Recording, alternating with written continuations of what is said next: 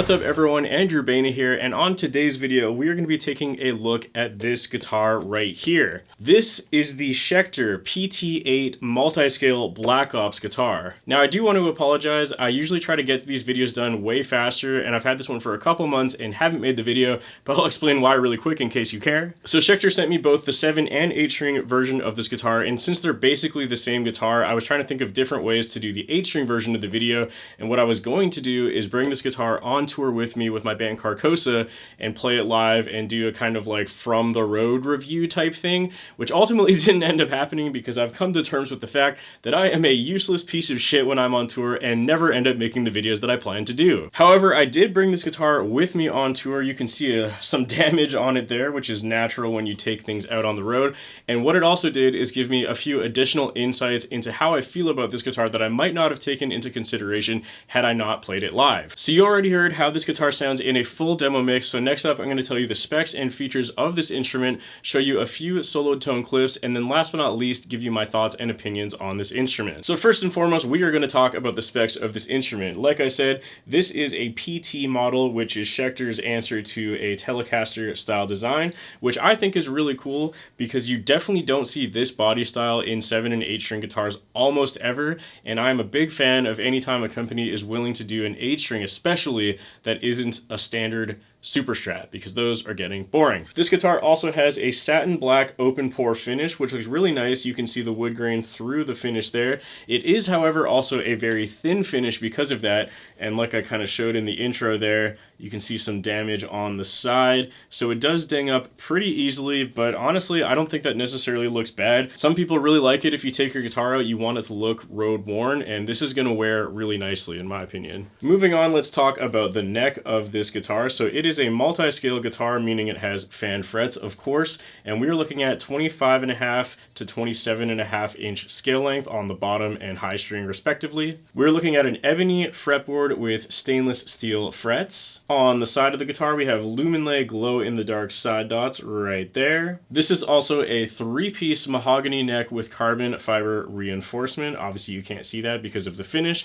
And on the headstock, we have Schecter's own locking tuners. The body of this guitar is also made of mahogany, and like I said, it has that satin black open pore finish. We have a hip shot bridge right there, a single volume knob, and then a 3-way toggle selector, which gives you the 3 different voicings that are available on the included pickup. Speaking of pickups, this is the Fishman Fluence Open Core Modern 8 pickup. So that pretty much does it for the specs and features of this guitar. It's a pretty, I guess you would call it bare bones guitar because it only has the one pickup, which I personally am a huge fan of. As you know, if you followed my channel, I'm always a fan of less controls and less pickups. I really like the single volume, single pickup look and feel. I'm not a shredder, I don't need a neck pickup, you know what I mean? So next up, I'm going to show you a few soloed tone clips of this guitar. Since this guitar only has a bridge pickup, I'm only going to be doing high gain rhythm tones because that's honestly probably all you're going to do with this guitar as well.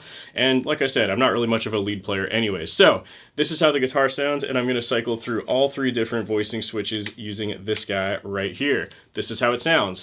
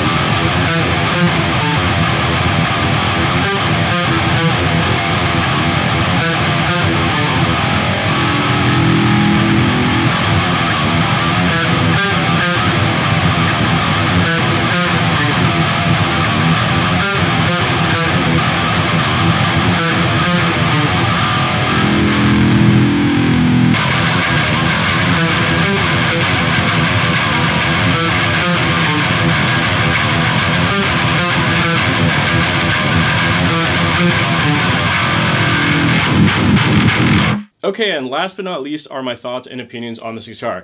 Like the title of this video kind of gives away, I'm very torn on how I feel about this guitar. This is a very interesting one for, in my opinion, good and bad reasons, but the bad reasons, as always, are subjective. Maybe you'll think they're positives. I don't know. But anyways, let's talk about it. So one very strange thing about this guitar is that on Schecter's website, it explains that the neck profile is a thin C. However, when you pick up the guitar and play it, it's very clearly an asymmetrical neck shape. And what I mean by that is that the bass side of the neck is way thicker than the treble side, so the neck basically gets thinner as you go up. Again, this isn't uncomfortable or anything like that, but it feels very different than any other guitar in my collection, and when I was first playing it, it was quite noticeable. It feels almost like a slant going towards the high string, which, again, not a bad thing, just very different, and I've definitely never played an 8-string like that before. And then kind of like I mentioned in the 7-string version of this video, the pickup placement on this model is very strange in my opinion. Normally when you have a fan fret guitar, you're going to want the bridge pickup to be angled to match, you know, the angle of the bridge. And as you can see here, there's quite a large gap from the string saddle and where the pickup starts. So what this essentially does is it causes the bridge pickup to sound more like an in-between of like a middle pickup and a bridge pickup, because, you know, if you had a middle pickup on this guitar, it would be like here, and a bridge pickup would normally be there, so you're getting kind of like a weird in-between sound. Now, I'm very torn about how I actually feel about this tone. It's very interesting. When I play this guitar by itself, I really don't like how it sounds, but when I hear the guitar recorded in the context of a full demo mix, I actually think it sounds really good.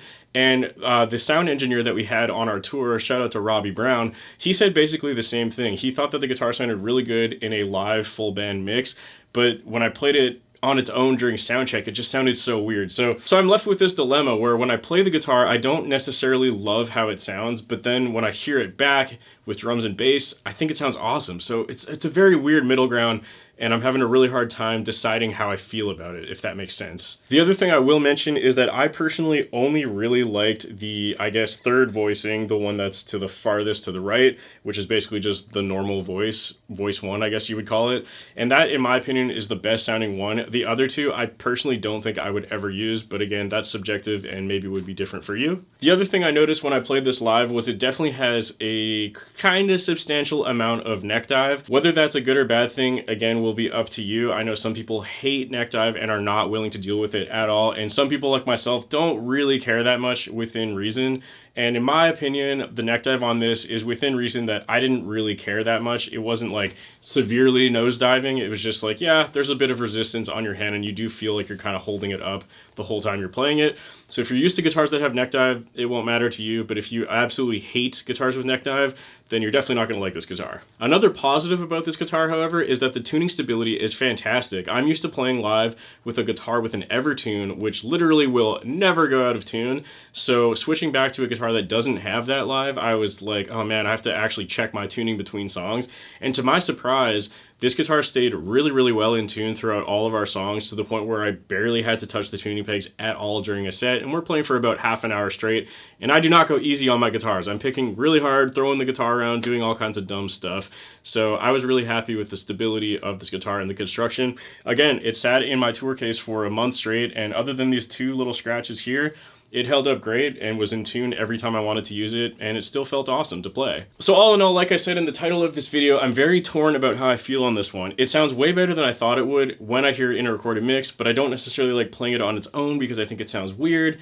It has neck dive, the neck profile is weird, but it sounds good, so I don't know. I've never been this kind of like 50-50 on a guitar before, and I think that the reason I wanted to make this video and state all these things is because obviously it's very subjective and everyone is going to be different. Some people who really like a more bass-heavy guitar sound are going to love this guitar because that's literally what it does. And like I was mentioning with the neck dive, some people are going to hate that, some people are going to love it. So it's a very interesting guitar that has a lot of decisions made by Schecter that are quite different than what they would normally do, which isn't necessarily a bad thing. It's just a lot different than what I was expecting it to be. So I don't know. I guess I'll just kind of have to leave it at that, and you should be the judge for yourself. Definitely go try one out in a store if you're considering buying one. So that's pretty much all I have to say for this video. I do want to mention a massive thank you to Schecter for sending both this and the 7-string guitar over to me. I've worked with them for a number of years now, and it's always really cool getting to work with them on stuff like this. So, you know, thank you to them. Also, if you're interested in getting guitar tabs, stems, or a shout out on the screen like these lovely people here, you can find all of that over on my Patreon page, which is also linked in the description below. And last but not least, if you're considering buying this guitar or any other piece of music gear for yourself, you can also get this guitar over on Sweetwater. That's an affiliate link, so if you buy anything there, it helps support the channel, and the link to that is going to be in the description and the pinned comment below as well. That's all I have to say. Hope you enjoyed this video, and I'll see you next time.